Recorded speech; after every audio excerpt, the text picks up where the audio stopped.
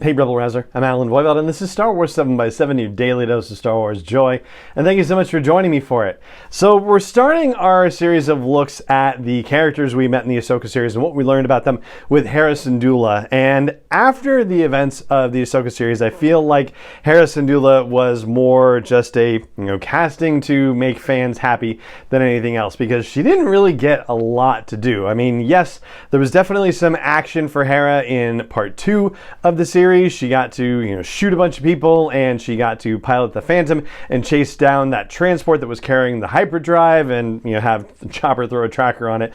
But aside from that, basically her whole purpose was giving a little coaching to Ahsoka and a little coaching to Sabine, and then getting in trouble with the New Republic Senatorial Committee, only to be rescued by Leia Organa working in the wings somewhere. That being said, it was certainly wonderful in part 8 to see her and Ezra reunited, although the embrace would have been actually wonderful to see. But knowing that Hera had been convinced that Ezra was out there somewhere and still possibly rescuable, and to have her faith finally answered and fulfilled with Ezra's return to the end, yes, that was certainly a beautiful moment. We also learned a very puzzling fact about her, which is that she won't let Jacen Syndulla, at least yet, train in the ways of the Force. And there's no explanation as to why that's the case. She blows him off when she asks about Sabine, and Sabine getting to be a Jedi, and can I be a Jedi too? And then Hu Yang invites him into the Jedi ship, and he's like, can I go in the training room? Can I see a lightsaber? And Hu Yang is like, no. Like, no explanation, no nothing. But we saw that he does have some sort of connection to the Force, as he demonstrated in part 5 when he was hearing the clashes of lightsabers over the sound of the waves when they were on Cetos and Ahsoka had disappeared into the world between worlds. So that's certainly an odd point. Maybe they just got to the point where he's too old, and it's not a good idea for him to go through. Maybe Kanan appeared in a Force vision someplace and said, yeah, don't let him do it or anything like that. Hard to say, but I hope we get an explanation for that down the line somewhere.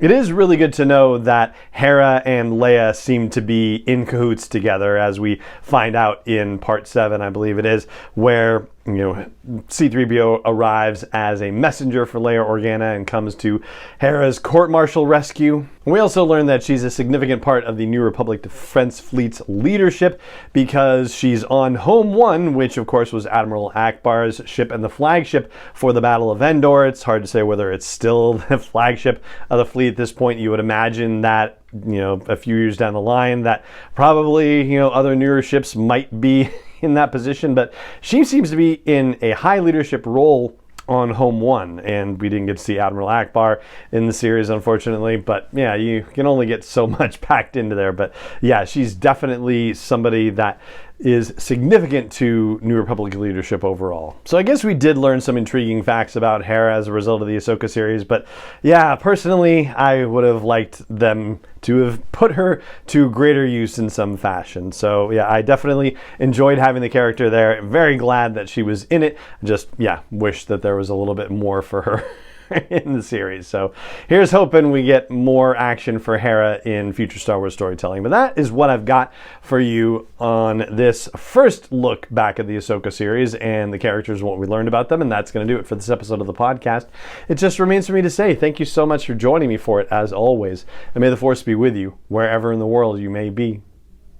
7x7 is not endorsed or sponsored yet by Lucasfilm Limited, Disney, or 20th Century Fox, and is intended for entertainment and information purposes only. Star Wars, the Star Wars logo, all names and pictures of Star Wars characters, vehicles, and any other Star Wars related items are registered trademarks and/or copyrights of Lucasfilm Limited, or their respective trademark and copyright holders. May the Force be with them. All original content is copyright by Star Wars 7x7. We hope you love it.